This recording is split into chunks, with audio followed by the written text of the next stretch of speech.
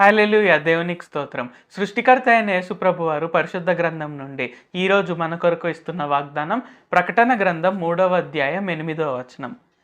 నీ క్రియలను నేనెరుగుదును. నీకున్న శక్తి కొంచెమై ఉండినను నీవు నా వాక్యమును గైకొని నా నామము ఎరుగననలేదు. ఇదిగో తలుపు నీ ఎదుట తీసియుంచి ఉన్నాను, దానిని ఎవడునూ వేయనేరడు. సో ఈరోజు వాగ్దానం కనుక చూసుకున్నట్లయితే ఏంటి, యేసుప్రభు వారు మనకు చెప్తున్నారు, నీ క్రియలను నేను ఎరుగుదును. నీకు కొంచెమే శక్తి ఉన్నా సరే నీవు నా కోసం నిలబడ్డావు. నీ కష్టాలన్నిటినీ నేను చూస్తున్నాను, నీ శ్రమలన్నిటినీ నేను చూస్తున్నాను, నీ బాధలన్నిటినీ నేను చూస్తున్నాను, అవన్నిటినీ నేను తెలుసుకుంటున్నాను, అవి నేను ఎరుగుతున్నాను.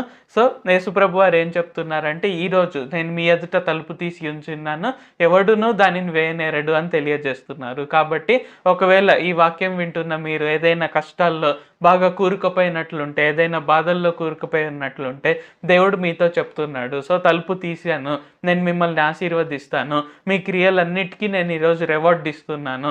సో మీరు నన్ను ఇంకా విడిచిపెట్టలేదు కాబట్టి, మీ కొంచెం శక్తితోనే మీరు నన్ను పట్టుకొని ఉన్నారు కాబట్టి, నేను తలుపు తెరిచి గొప్ప ఆశీర్వాదాలు నేను ఆ తలుపు ద్వారా, ఆ ద్వారం ద్వారా పంపిస్తున్నాను అని యేసుప్రభు వారు ఈరోజు మనకందరికీ తెలియజేస్తున్నారు. కాబట్టి మీకున్న కొంచెం శక్తితో యేసుప్రభు వారిని మీరు ఖచ్చితంగా పట్టుకున్నట్లయితే ఏంటంటే, ఇంకా ఎక్కువ శక్తి ఆయన మీకు దయచేస్తారు, ఇంకా ఎక్కువగా మిమ్మల్ని ఆశీర్వదిస్తారు, ఇంకా ఉన్నతమైన స్థితిలో మిమ్మల్ని ఉంచుతారు. కాబట్టి ఈ కష్టాల సమయంలో, ఈ బాధల సమయంలో ఏంటంటే, మనం ఆయన పైన ఉన్న విశ్వాసాన్ని మనం కోల్పోకుండా చూసుకోవాలి. సో మనం ఆ కొంచెం శక్తితో మనం ఆయనను పట్టుకుంటే ఏంటంటే, ఖచ్చితంగా ఆయన మనకు రివార్డ్ అనేది దయచేస్తారు, ఖచ్చితంగా మనల్ని ఆశీర్వదిస్తారు, ఖచ్చితంగా మనకు బహుమానంగా అనేకమైనవి దయచేస్తారు. కాబట్టి ఎటువంటి పరిస్థితి అయినా సరే యేసుప్రభు వారిని విడిచిపెట్టకుండా ఆయన చెప్పిన ప్రకారంగా నడుచుకుంటే చాలు, మిగిలినవన్నీ ఆయన చూసుకుంటారు.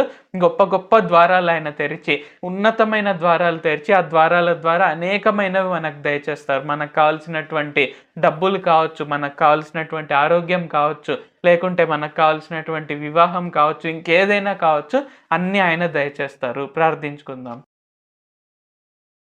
ప్రభువా, దేవా, సర్వాధికారి, మాకు ఇంకొకసారి ప్రార్థించుకునేందుకు అవకాశం ఇచ్చినందుకు వందనాలు తండ్రి. మీరు మా కొరకే చేసిన ప్రతి ఒక్క మేలుని బట్టి మీకు వందనాలు, స్తుతులు, స్తోత్రాలు తండ్రి.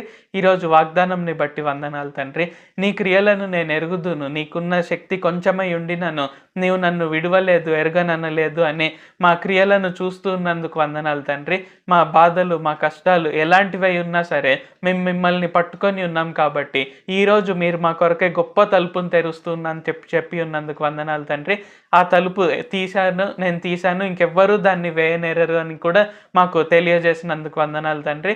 కావున ఈ ప్రార్థనలు ఎవరెవరైతే పాల్గొంటున్నారో వారికి ఉన్న కొద్ది శక్తితో వారి బాధల్లో, కష్టాల్లో మిమ్మల్ని వారు పట్టుకొని ఉన్నారు కాబట్టి, ఇంకా మిమ్మల్నే ఆశ్రయిస్తున్నారు కాబట్టి గొప్ప ద్వారాలు వారి కొరకే తెరవండి తండ్రి. వారికి కావాల్సినటువంటి ద్వారాలన్నీ తెరిచి గొప్పగా వారు అడిగిన దానికంటే, ఊహించిన దానికంటే అత్యధికంగా చేయండి.